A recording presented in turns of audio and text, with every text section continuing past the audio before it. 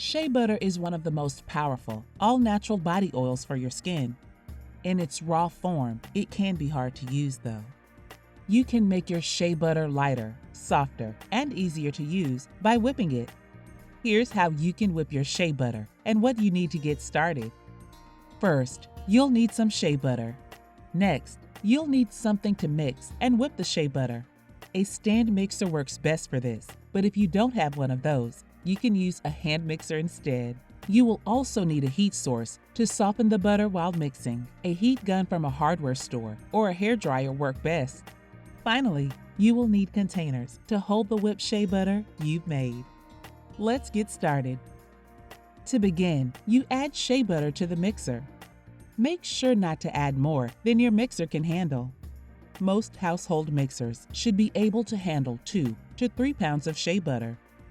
Start your mixer at a low setting to break up the larger pieces. Once the larger pieces are broken up and the butter is mixing smoothly, you can begin heating the outside of the mixing bowl. As the butter starts to smooth out, you can change the mixing speed for your mixer to mix faster. This will help to mix more air into the butter, making it lighter and softer.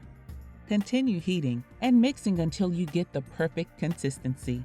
The longer you mix, the lighter and softer the butter will become. Usually, 5 to 10 minutes will be enough.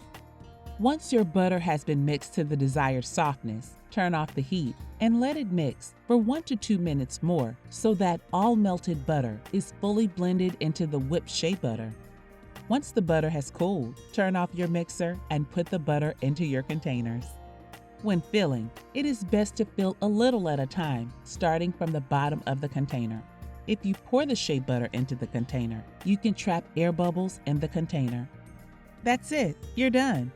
And remember, the best shea butter comes from Africa Imports.